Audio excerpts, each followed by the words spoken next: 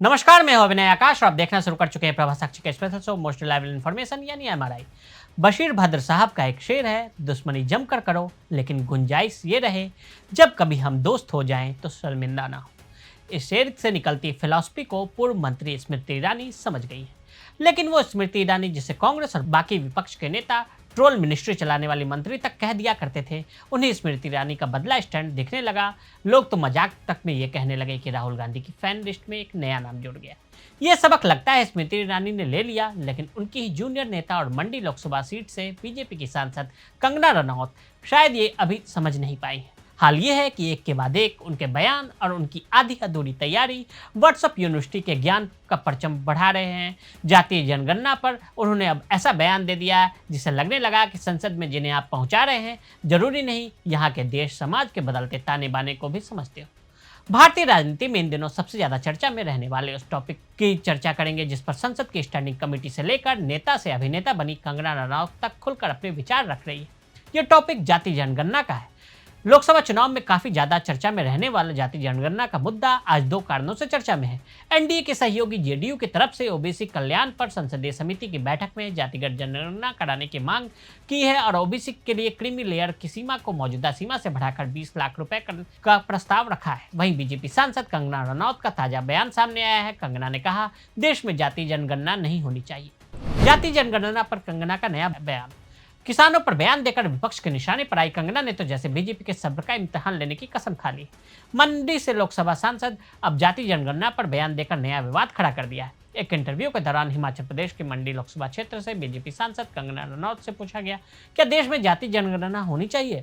कंगना रनौत ने जवाब दिया, देश में जाति जनगणना नहीं होनी चाहिए। उन्होंने कहा, करनी ही क्यों है? क्यों पता करनी है जाति? मेरे आसपास जाति जैसा कुछ नहीं है। जातियों के बारे में बहुत लोग नहीं सोचते। जाति जनगणना की मांग पर फ्रंट फुट पर चल रही कांग्रेस को इस बयान से बूस्टर मिला। उसने बीजेपी को ओबीसी विरोधी बताना शुरू कर दिया। कांग्रेस ने कहा कि कंगना के बयान से साफ लगता है बीजेपी जाति जनगणना के कराने के मूड में नहीं है। हालांकि इस मुद्दे पर जेडीयू ने बीजेपी का बचाव करते हुए कहा कि कंगना बीजेपी के प्रवक्ता नहीं है। जेपी नड्डा ने एक हफ्ते में 2 बार बुलाकर क्या समझाया? कंगना रनौत ने दैनिक भास्कर को एक इंटरव्यू दिया जिसमें उन्होंने किसान आंदोलन में जो आंदोलनकारी थे उनके ऊपर कई सारे सनसनीखेज आरोप लगाए।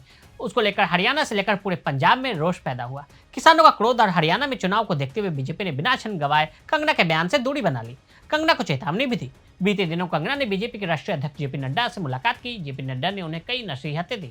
बताया जा रहा है कि जेपी नड्डा ने कहा कि अगर आपको बात करनी है तो आपको अपने संसदीय क्षेत्र के बारे में बात करनी चाहिए, वहाँ के मुद्दे उठाने चाहिए, वहाँ की परेशानियों के बारे में बात करनी चाहिए।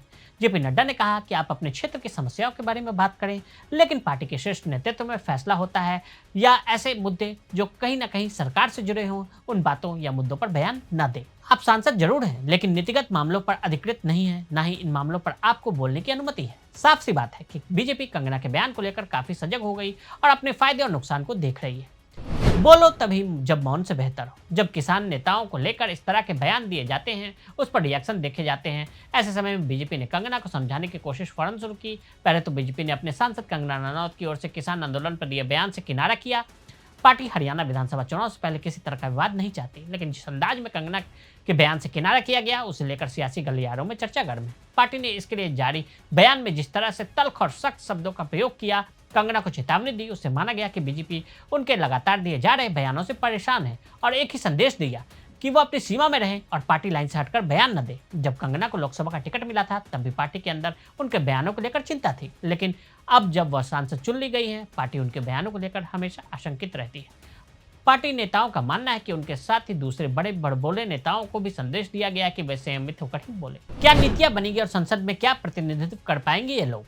जाति जनगणना पर सवाल पूछा गया तो कंगना कहती है, क्यों जाननी है जाति, क्या हो जाएगा इससे? सामाजिक समरसता और जाति धर्म से ऊपर उठना ही उनका आचार विचार है, ये तो सही है, लेकिन ये वही कंगना है जिन्होंने करनी सेना के विरोध पर खुद को राजपूत बताते हुए कहा था, कमर नहीं हिलाती हड्डियां तोड़ती। ये वही कंगना है जिनके लिए योगी जी ने कहा था, तुम्हारा हमारा खून एक है। मतलब साफ है, जहां पर कंगना को सपोर्ट चाहिए वहां जाति गिना दी जाती है। जहां पिछड़े, वंचित और शोषित लोगों के साथ हाथ मजबूत होने की बात आई वहां आप सांसद हैं, लेकिन वहां हिचकिचाने लगी। सोने पर सुहागा ये है कि अगर पत्रकार को, सांसद को ये समझाना पड़ रहा है कि गरीब, दलित, आदिवासी समाज के अपने क्या चैलेंजेस हैं, उन पर ही जातियां नीतिगत रूप से उन्हें कैसे आगे लाना है, क्या नीतियां बनेगी, और संसद में क्या प्रतिनिधित्व कर पाएंगे ये लोग। कहा जाता है कि बीजेपी जब भी राह भटकती है तो संघ उसे रास्ता दिखाती है। संघ मतलब शालीनता, संघ का मतलब शुचिता, संघ मतलब अनुशासन, संघ मतलब सांस्कृतिक राष्ट्रवाद। भारत रत्न पूर्व प्रधानमंत्री अटल बिहारी वाजपेयी, पूर्व उप प्रधानमंत्री लाल कृष्ण आडवाणी, देश के वर्तमान प्रधानमंत्री नरेंद्र मोदी, रक्षा मंत्री राजनाथ सिंह, केंद्रीय मंत्री नितिन गडकरी, ये वो हीरे हैं जो संघ की खुदाई से ही निकले हैं। संघ का असर बीजेपी पर साफ दिखता भी है और उसके अनुरूप अनुशासन का भी अहम योगदान है। मोदी जी कहकर चुनाव लड़ना और जीतना एक अलग बात है। पत्रकारों के घुमावदार सवाल पर बड़बोलेपन में कुछ भी बोल जाना अलग। ऐसे में कंगना से पहले बीजेपी ये बात समझ गई और उन्हें टॉनिक भी दी गई, लेकिन दवाई मिलने और उसका असर होना इसमें वक्त तो लगता ही है। तो आज हमने आपको कंगना के विवादित बयानों के बारे में बताया। आज के लिए दे इजाजत। ऐसी रिपोर्ट्स को देखने के लिए देखते रहें प्रभा साक्षी।